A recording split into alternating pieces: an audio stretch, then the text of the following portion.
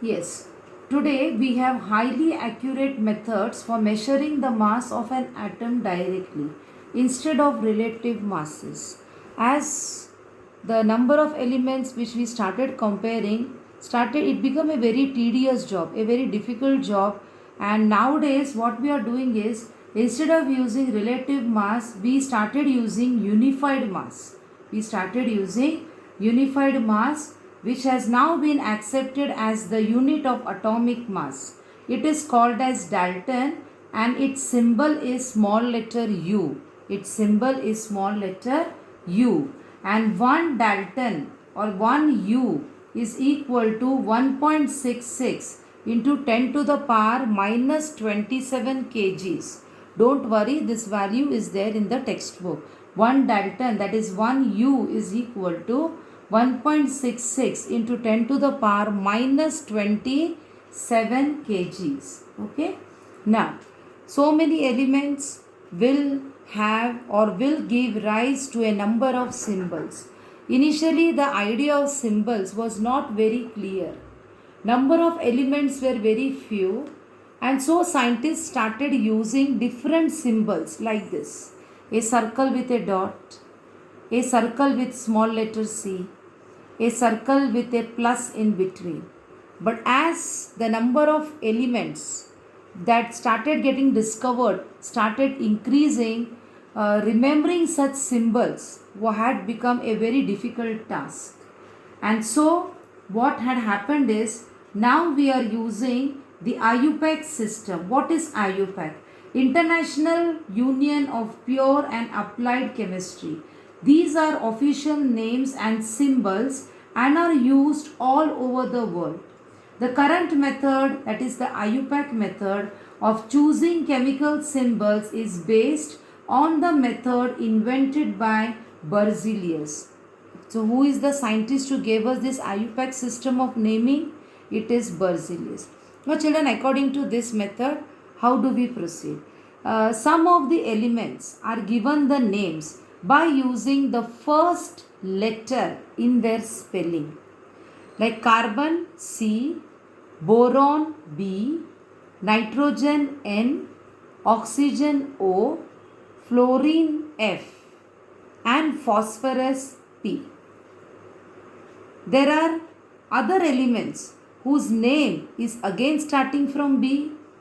So from B we have boron, from B we also have beryllium. So what was the second case now? They started naming few other elements using the first and the second letter.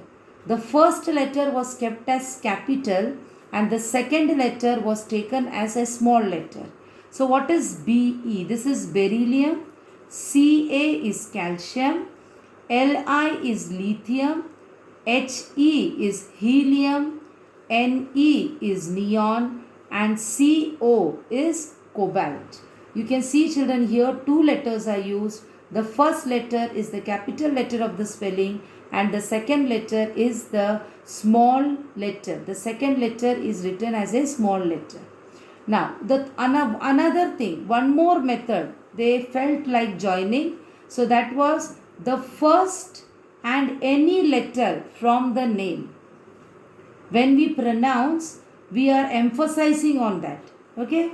Chlorine. Already we have carbon from C. We also have calcium for C. Then how to name chlorine? So what did they do? From the spelling, they took the first letter C as capital and they took a letter which is not the second letter. So they selected chlorine. So it became Cl. Again from C we have cadmium also. C is already given for carbon. Ca is already given for calcium. Cl, chlorine has taken. Then how to name cadmium? First letter C and D. So Cd is cadmium. I hope this is clear. Next is magnesium. Next is magnesium. Again they have taken capital letter M and they selected the letter G. So Mg is the symbol for magnesium. We also have manganese, where we have capital letter M and small letter N, which is taken together as a chemical symbol for manganese. These three methods were used. First letter, first and the second letter, first and any letter from the spelling, that is the name. Then one more method, children, Latin names. We always say sodium, sodium. The symbol for sodium is Na. And you are wondering, the name is starting from S. Then why the symbol is Na? Because of the Latin name. The Latin name of sodium is natrium, so Na. Potassium is calcium, so it is capital letter K. Iron, it is ferrous, so capital letter F and small letter E. Sometimes a group of different atoms will have one name. Like you can see, children, here ammonia. Ammonia is a compound which is formed from one nitrogen atom and three hydrogen atoms. So in this way, we can also name a compound. Now, molecules of elements and compound. Now we have different types of molecules, children. Atoms of some elements such as helium, neon have independent existence. It means that these elements are monoatomic molecular state. That is the reason when we write neon, we write it as Ne. And sometimes two or more atoms of an element combine to form molecules of that element. Such elements are in a polyatomic molecular state. For example, we have written here nitrogen, 2, so diatomic. Oxygen, again we are writing O2. So oxygen atom is also an example of diatomic molecule. For example, the elements oxygen, nitrogen are in the diatomic molecular state.